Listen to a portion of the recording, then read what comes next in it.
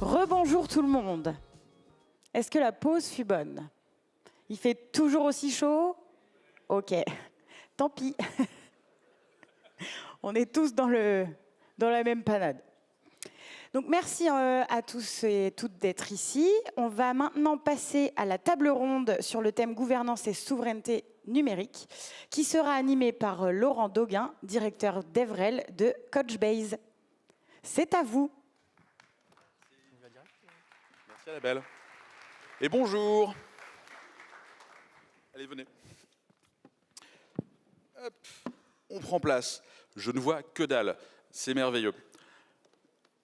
Donc merci d'être venu à cette table ronde intitulée Souveraineté numérique entre impératifs stratégiques et réalité opérationnelle. Je m'appelle Laurent Dauguin, je suis directeur d'Evrel chez Couchbase. Aujourd'hui, je suis accompagné de gens fantastiques et merveilleux que j'ai appelés Lila, Henry and the Renaults parce que ça sonne vachement bien. Et donc je vais vous demander de vous présenter rapidement en commençant par Lila, s'il te plaît. Bonjour à tous, Lila Chauveau, je suis Head of Delivery de notre offre Infogérance chez Théodo. Théodo, c'est une entreprise spécialisée en conseil technologique et on accompagne nos clients de la phase de conception de leurs produits jusqu'à la phase d'infogérance. Voilà. Henri, vas-y. Donc je me présente, je m'appelle Henri, c'est un peu une chanson. Et donc je travaille chez Groupama et je m'occupe d'un pôle de développement, voilà. Et je suis un peu un habitué d'ici, et je suis content d'être là, voilà. T'as un fan club Groupama, c'est beau. Et on va finir avec The Renaults. Donc Renaud Chaya, enchanté. Donc je suis responsable du cloud Nubo, qui est un des 2 clouds interministériels de l'État, donc opéré par le ministère des Finances. Et je suis Renaud Fleury et je suis product owner de l'offre Cubo sur le cloud Nubo. Alors, merci à tous. Je vais essayer de garder un œil sur les questions au fur et à mesure que ces tables rondes avancent, donc n'hésitez pas à poser des questions le plus vite possible. Évidemment, allez voter. On essaiera de garder un peu de temps aussi à la fin pour vos questions. Et on va essayer de set the stage, comme ils disent. Impératif stratégique, réalité opérationnelle, qu'est-ce que ça veut dire? Impératif stratégique, en ce moment, on sent une petite pression qui viendrait un peu de l'extérieur de la France pour plus de souveraineté, plus d'indépendance. Je ne sais pas si c'est votre cas, en tout cas, c'est le cas de pas mal de monde dans cet écosystème-là. Et puis la réalité opérationnelle qui s'oppose un peu, ou pas d'ailleurs à tout ça, il faut faire sa transfo, alors ça fait un petit moment, mais bon, on n'est pas tous au même rythme, il faut continuer à faire sa transfo, il faut être indépendant. Il continue à se passer plein de choses. Il y a des éditeurs qui veulent vous vendre des trucs. Tiens, Google fait ça, ça va être une bonne idée. Est-ce que je ne ferai pas la même chose? Parce qu'après tout, pourquoi pas? Si ils le font, c'est que c'est une bonne idée. Donc, réalité opérationnelle et impératif stratégique. On va commencer par poser une question très simple à notre panel. Pour vous, c'est quoi impératif stratégique? Quels sont les impératifs stratégiques qui vous amènent ici? On va commencer par Lila. Les impératifs stratégiques qui m'amènent, c'est principalement ceux de nos clients, dans le sens où il y a quelques années, quand on parlait de souveraineté, on avait principalement des organismes étatiques qui venaient nous voir, ou des entreprises qui avaient des gros enjeux de sécurité, par exemple, comme la banque et les assurances. Ce qu'on voit, c'est que depuis quelques années, ça concerne vraiment tout le monde, la souveraineté. Je vous donne un exemple. La semaine dernière, un de nos clients historiques, qui est un client dans le commerce de spiritueux, c'est pas une entreprise qui est critique et pourtant ils sont venus nous voir en nous demandant on veut avoir vos conseils pour passer sur du cloud souverain parce qu'on a peur de ce que pourrait faire l'administration américaine avec nos données, on a peur de cette ingérence-là. Donc on voit que depuis quelques années, comme tu le disais très bien en introduction, il y a quelques pressions de l'extérieur, y compris dans des entreprises qu'on ne soupçonnerait pas. Merci. Henri, t'en penses quoi? Nous, on a pris la décision déjà depuis quelques années de garder nos machines chez nous. C'est-à-dire, c'est un impératif. Je pense que nous, on est une entreprise locale, en fait, qui est Groupama, c'est une entreprise avec la notion de local, c'est quelque chose d'important. Et plutôt, alors il y avait à l'époque, tout le monde faisait le move to cloud, et nous on a fait le move to Paris, c'est-à-dire qu'on a fait un projet, nos bâtiments devenaient vieillots, donc on ne se voyait pas refaire les data centers. Par contre, on a pris nos machines et on les a mis chez Interaction, donc on a pris des bâtiments, par contre c'est entièrement nos machines. Et on est assez content de la solution. Notre DG, il dit il ne faut pas être dépendant, parce que la dépendance, on va vers l'esclavage. C'est-à-dire que demain, on change quelque chose et on ne peut rien faire. Donc ça, c'était important et stratégique pour nous de pouvoir maîtriser notre parc applicatif. On a eu une petite question, tu as dit les machines, ça veut dire le hardware aussi ou... Oui, le hardware, le réseau, etc. Super. Et la question au Renault. Donc côté ministère, la souveraineté est une nécessité, hein. Donc c'est un enjeu qui est présent, enfin d'autant plus présent maintenant, mais qui l'est depuis déjà des années. Et à la DGFiP, on a déjà l'habitude depuis beaucoup de temps d'utiliser notamment des solutions open source, des standards interopérables, de garder la maîtrise en fait à la fois de notre feuille de route technologique et de maîtriser nos coûts. Et donc c'est pour cette raison qu'on a été amené à construire notre propre offre cloud ouverte à l'interministériel, pour garantir cette indépendance et cette capacité à bien fonctionner, quels que soient les aléas qu'on connaît, notamment aujourd'hui géopolitiques et industriels. Et c'est une pression que vous avez senti changer, bouger, s'accentuer au fur et à mesure des dernières années, des derniers mandats, à la fois ici, à la fois à l'extérieur de la France? Tout à fait. C'est beaucoup plus présent. Enfin, l'aspect souveraineté est très présent ces derniers temps. Et une des traductions, c'est qu'on nous demande même plus le bien fondé de ce qu'on fait, mais au contraire le fait qu'on fait pas encore assez en fait. Alors du coup, tu as mentionné le terme souveraineté, et je pense qu'on a ici des degrés différents, soit de compréhension, soit d'implémentation de la souveraineté. Moi, je vois ça comme la sécurité, c'est un process. Et du coup, je voudrais vous demander, pour vous, c'est quoi votre définition de la souveraineté? Comme tu le dis très bien, Laurent, ce qui est important dans la souveraineté, c'est ce qu'on va mettre derrière. Nous, ce qu'on voit chez nos clients, c'est qu'il y a plusieurs raisons de passer sur de la souveraineté. Déjà, des raisons légales. Pour tous les organismes qui travaillent dans la santé en France aujourd'hui, ils doivent se soumettre à la norme HDS, par exemple. Donc, des raisons légales, des raisons de maîtrise et des raisons marketing. Quand je parle de maîtrise, je donnais l'exemple tout à l'heure de notre client dans les spiritueux. Lui, il veut vraiment avoir le contrôle sur son infrastructure et ne pas dépendre d'un organisme extérieur. Et l'aspect marketing, ça va être, je veux pouvoir dire à mes clients que je suis hébergé en France, que je suis un cloud souverain, et pouvoir finalement rassurer mes clients. Par exemple, un de nos clients, c'est l'équivalent français d'une solution américaine. Devoir dire j'héberge mes données en France et vous inquiétez pas avec moi, tout est vraiment français jusqu'à mon infrastructure. C'est vraiment un argument de vente pour eux et c'est super important qu'on les accompagne là-dessus. En fait, tu es en train de dire que c'est leur faute. Ça, j'aime bien. Groupama. Alors, nous, la souveraineté, ça va en fait avec tout ce qui est RSE. C'est-à-dire que pourquoi on a changé nos locaux, c'est justement pour qu'on ait une consommation énergétique qui soit plus basse. Or aujourd'hui, quand on regarde les clouds, ce qu'ils proposent, c'est assez libelleux de savoir quelle est la consommation réelle. Et nous, on aime bien maîtriser ça. C'est important aussi pour nos utilisateurs. On a une grosse partie santé chez nous, donc on ne se voit pas mettre des données santé. Je crois qu'il y a un appel d'offres dernièrement qui avait eu lieu, qui a fait un retour en arrière justement, parce que les données santé, elles doivent rester proches du pays, en tout cas d'origine. Voilà. Donc pour nous, c'est quelque chose d'essentiel en fait. Et pour la souveraineté? La souveraineté, c'est très simple. Pour le cloud Kubo et notamment pour l'offre Kubernetes qui tourne dessus, c'est le fait que nous sommes autonomes, indépendants des technologies que nous maîtrisons, que nous sommes obligés de maîtriser pour être autonomes. Et donc, par rapport à ça, on est obligé d'être résilient sur les compétences, sur les savoir-faire autour de la technologie. Et c'est pour ça qu'on a utilisé, entre autres, des solutions open source et non des solutions éditeurs. Et donc, comment vous allez définir cette stratégie de souveraineté? C'est un impératif, c'est une définition. Après, il faut la mettre en place, c'est un processus. Est-ce que vous avez des tips and tricks? Est-ce que vous l'avez déjà fait chez vous ou chez d'autres? J'imagine que tu l'as fait, par exemple, chez des clients. Oui, effectivement, on l'a fait chez pas mal de clients maintenant. Par exemple, en infogérance, on a 150 clients, donc on a vu passer des clients qui ont fait une migration vers le stratégique. Comme on en parlait tout à l'heure, il y a plusieurs raisons qui peuvent faire que vous allez vouloir passer vers du souverain. L'important, c'est d'abord d'identifier le besoin que vous avez et de vérifier que la solution, elle correspond bien à ce besoin. Mais aussi, ce que je voudrais rappeler, c'est que chaque migration a un coût et que la souveraineté, ça a aussi un coût.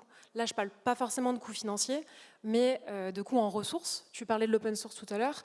Pour pouvoir intégrer de l'open source, il faut avoir des personnes qui vont maîtriser ces technologies open source, des personnes qui vont les infogérer, et toute cette maîtrise-là, ça a un coût.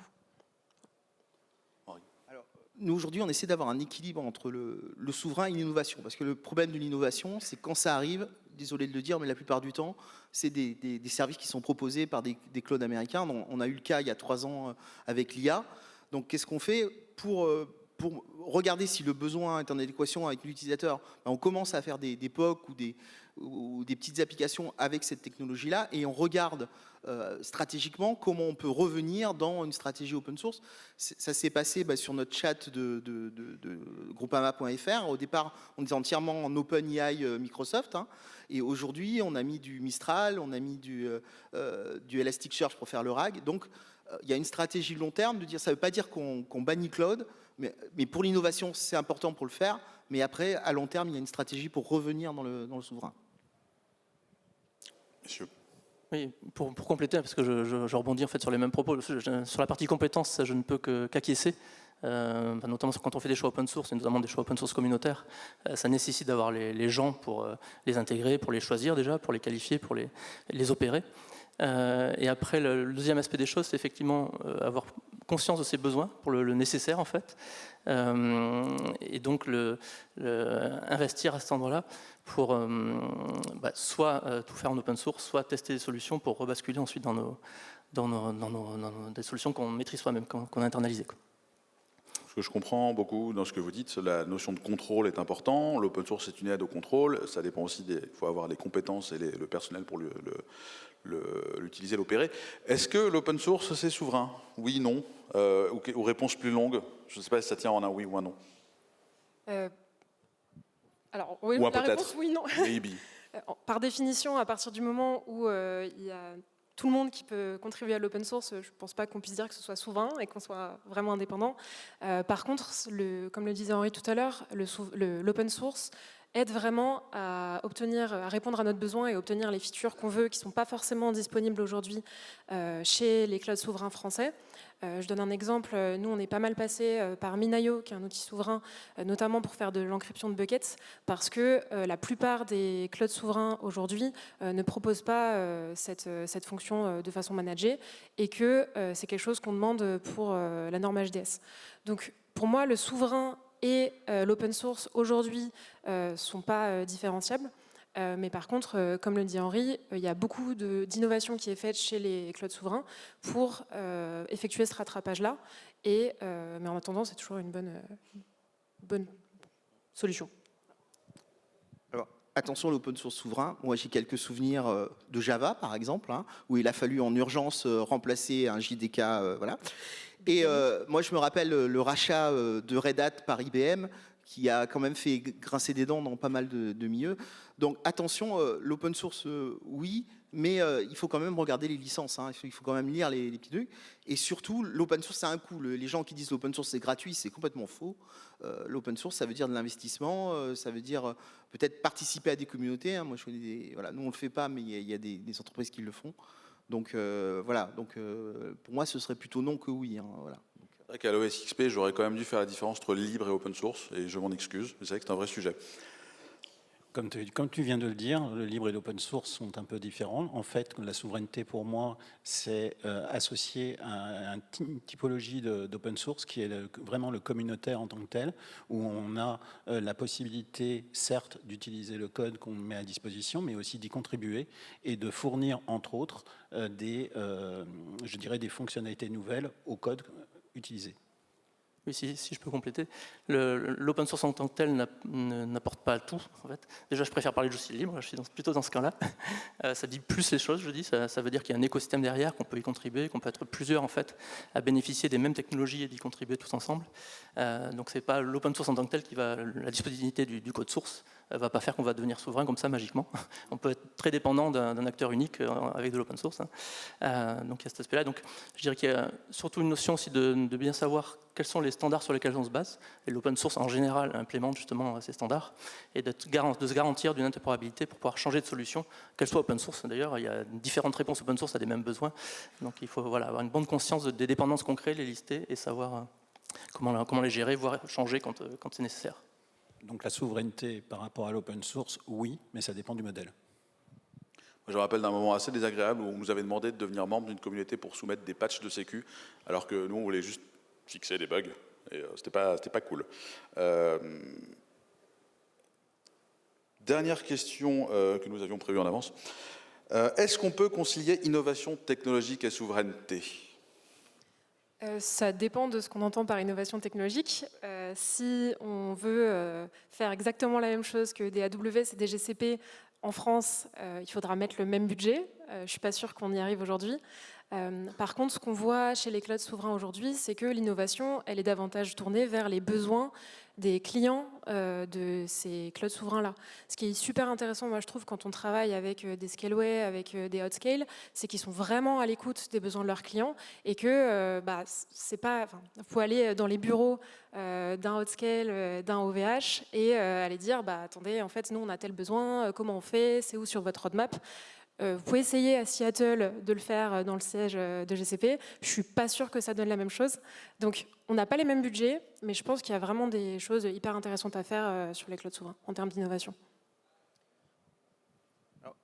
Moi, sur l'innovation, nous, on a une démarche par rapport aux clients. Parce que l'innovation, comme ça, l'innovation pour l'innovation, on est plutôt l'innovation sur les cas métiers. Et souvent, ce qu'on fait, c'est qu'on va prendre des technologies qui soient open, souverains, pas souverains, et on va voir à nos clients, est-ce qu'on peut déclencher des besoins qu'ils n'ont pas aujourd'hui.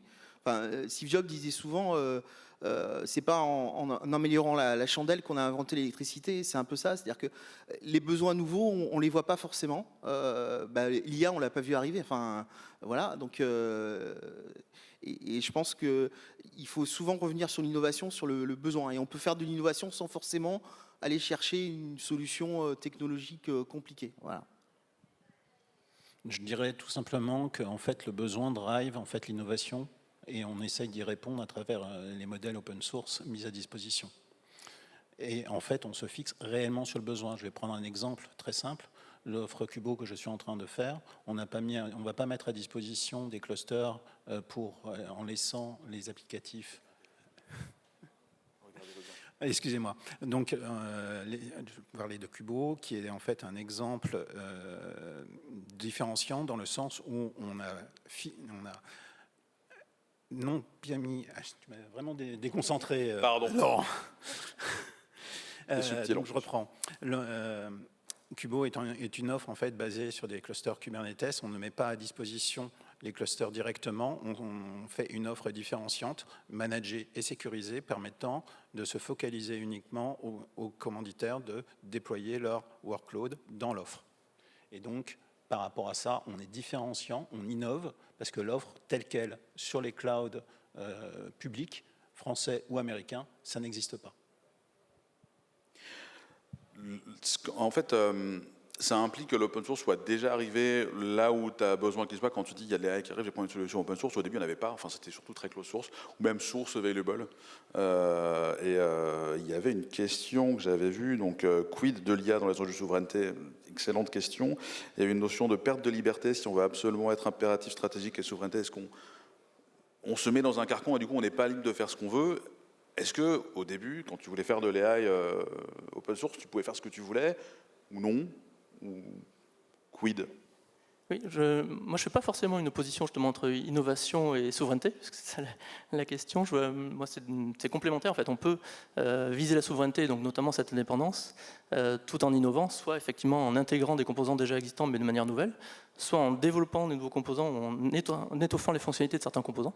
Enfin, voilà, je ne fais pas d'opposition particulière sur ces deux aspects. On n'est pas obligé non plus d'être fermé sur soi et de fermer le code pour innover. On peut très bien innover en open source et ouvrir tout de suite. Après, il y a plus un enjeu peut-être commercial, si on veut bénéficier de l'innovation, mais faire un certain bénéfice, on va dire. Par contre, ce qui est intéressant dans la question sur la partie carcan et s'enfermer, c'est vrai que quand on pense à souverain, en général, on va penser aux normes qui vont avec. Et qui dit norme, dit carcan, d'une part. Donc ça, on ne peut pas vraiment y déroger. Et d'autre part, je ne pense pas qu'aujourd'hui, sur du souverain, on va avoir les mêmes services managés notamment, et les mêmes performances que ce qu'on va retrouver sur du GCP et du AWS. Mais ça, c'est un peu enfoncer des portes ouvertes. On a commencé le cloud 10-15 ans plus tard que les hyperscalers. Et le but, ce n'est pas forcément de faire exactement la même chose que les Américains. On n'est pas dans une dynamique de rattrapage. Et donc, je pense, comme on l'a tous dit, qu'il faut vraiment revenir aux besoins des utilisateurs et partir de là pour innover derrière. Carcan, alors, c'est pas le carcan, mais moi je voulais. Si on se rappelle l'origine d'AWS, on se rappelle que c'est en fait c'est un vendeur de supermarché, enfin pas tout à fait, qui en fait a fait un service informatique Et elle a dit, ah mais finalement mon informatique, elle pourrait peut-être servir à tout le monde.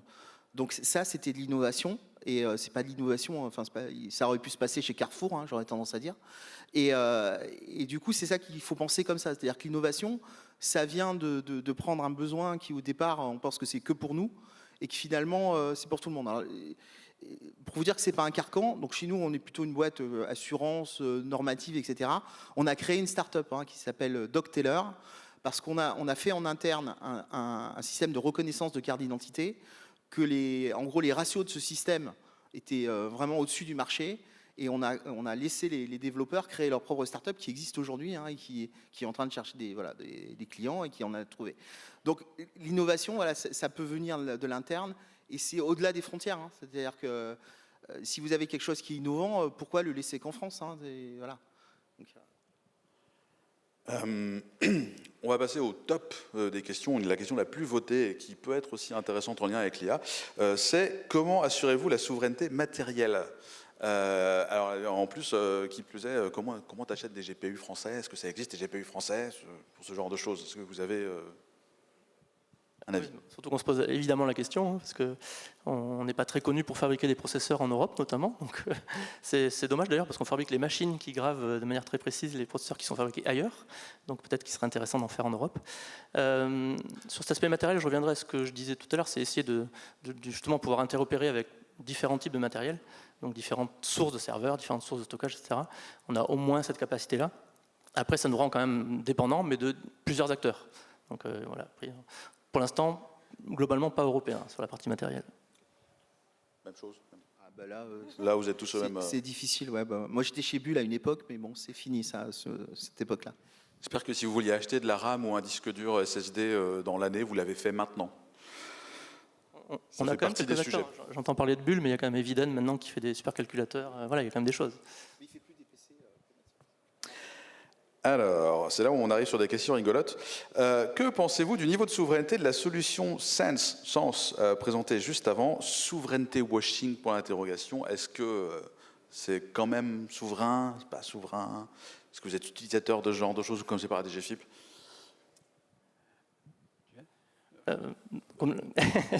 Forcément, c'est une question piège. Donc, comme je disais, comme nous, on opère un cloud interne, on est très peu utilisateur côté DGFiP de solutions externes. Donc, forcément, mon avis sur la question n'aura que peu de valeur.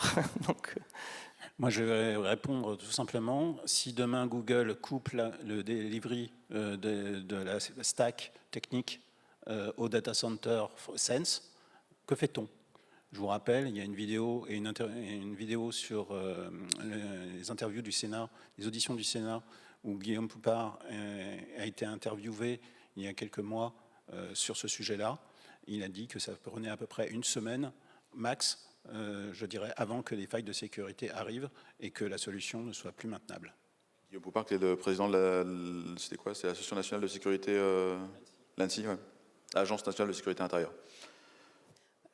Comme tu le dis, tout dépend du niveau de souveraineté qu'on vise. C'est-à-dire que Sense, c'est très bien pour viser, pour retrouver un peu ce qu'on avait chez les cloud providers américains, mais en ayant quand même une baisse de souveraineté qui est que les serveurs sont hébergés en France et que les équipes qui vont gérer directement vos données et les services managés seront des citoyens de l'Union européenne. Maintenant, comme le dit Renaud, si demain Google décide de ne plus maintenir cette solution-là, qu'est-ce qu'on fait ?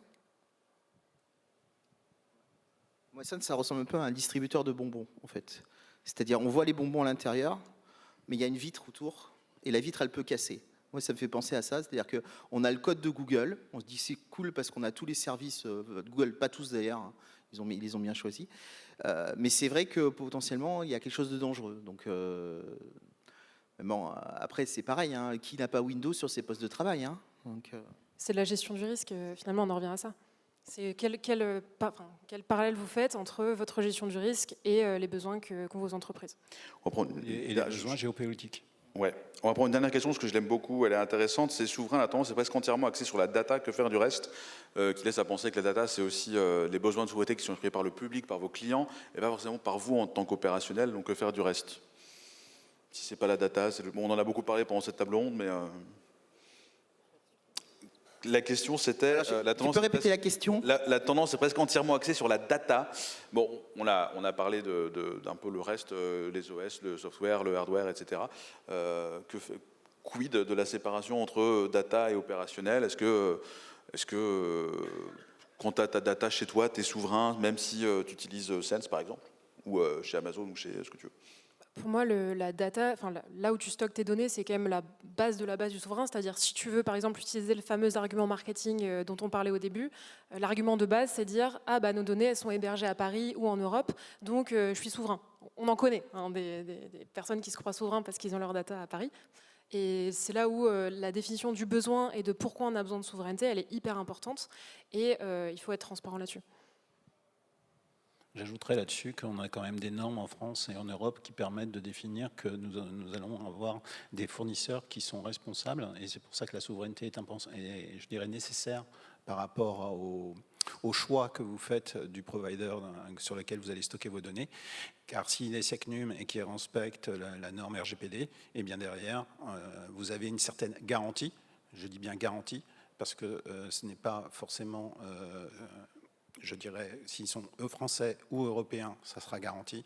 Si c'est un hyperscaler français, je dirais américain, par exemple, tel que Microsoft, eh bien, vous avez le directeur juridique, encore sur les interviews du Sénat, qui a mentionné qu'il ne pouvait pas le garantir que vos données ne seraient pas transmises aux États-Unis sur demande américaine du gouvernement.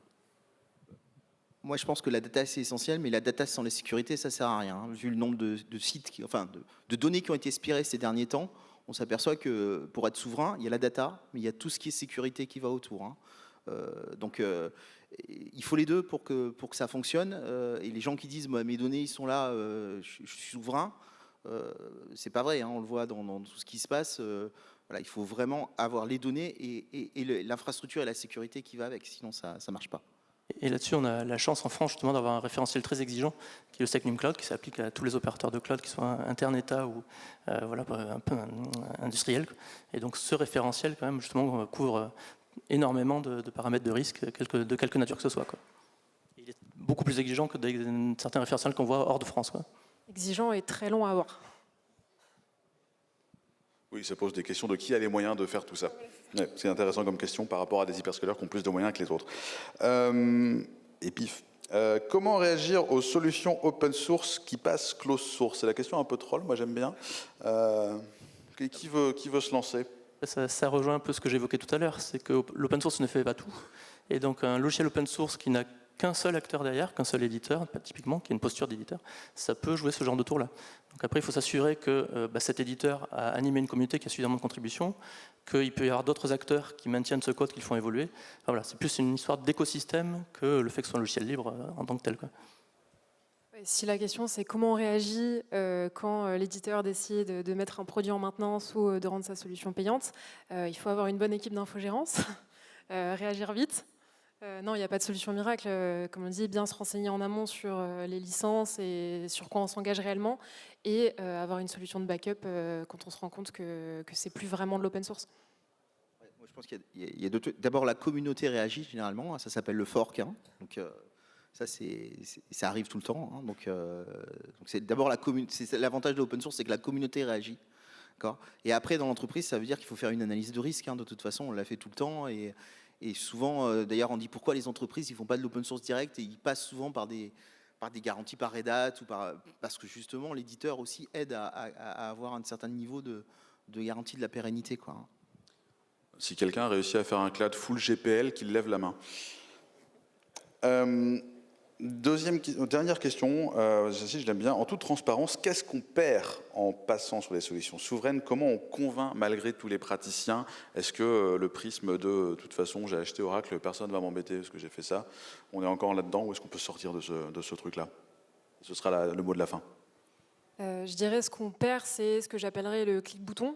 C'est-à-dire que c'est un peu plus compliqué d'accéder à des features qu'on a en clic-bouton sur du GCP ou du AWS. Il faut un peu plus se creuser le cerveau, il faut trouver des solutions qui sont innovantes, il faut se renseigner sur enfin, j'en parlais tout à l'heure, par exemple, comment on fait du bucket encrypté quand on n'a pas la solution en manager sur son cloud provider. Donc, je pense qu'il faut vraiment se poser la question de pourquoi on veut passer sur du souverain, parce que toute migration, ça prend du temps, ça prend des ressources, et notamment sur du souverain, ça en prend encore plus. Moi, je pense que ça dépend aussi beaucoup de la taille de l'organisation, hein. Parce qu'il y a des organisations, passer au souverain, c'est très très compliqué, hein. Qui peut faire un IAM tout seul dans son coin, même si la solution open source, c'est ce qu'il y a dessous, tout le monde le sait. Mais voilà, c'est pas évident d'avoir le bon niveau de sécurité, les patchs qui suivent, etc. Donc le souverain, il faut quand même, certaines organisations peuvent être souveraines, d'autres c'est beaucoup plus compliqué. Donc Et puis, comme Lila l'a dit, on est parti plus tard. Enfin, on a du retard sur les hyperscalers, notamment américains. Mais ce n'est pas une fatalité. Donc, il ne faut pas non plus se dire, bah oui, c'est moins bien aujourd'hui, il y a moins de fonctionnalités. Elles ne sont pas toutes indispensables. Et puis, même s'il en manque, bah, on peut quand même faire l'effort. Et puis, bah, les ajouter, ces fonctionnalités. Et à un moment, on rattrapera le retard. C'est bon, on est bon. Eh bien, merci à tous d'avoir assisté à cette table ronde. On vous remercie chaleureusement. Et vous, je sais pas, moi je serai probablement à la soirée ce soir, donc si vous voulez échanger de souveraineté, n'hésitez pas à venir me voir, on peut en parler. J'ai des réponses à plein d'autres questions si vous voulez, ce sera marrant. Merci. Allez, la suite. Je fais un passage de relais à ma MC préférée.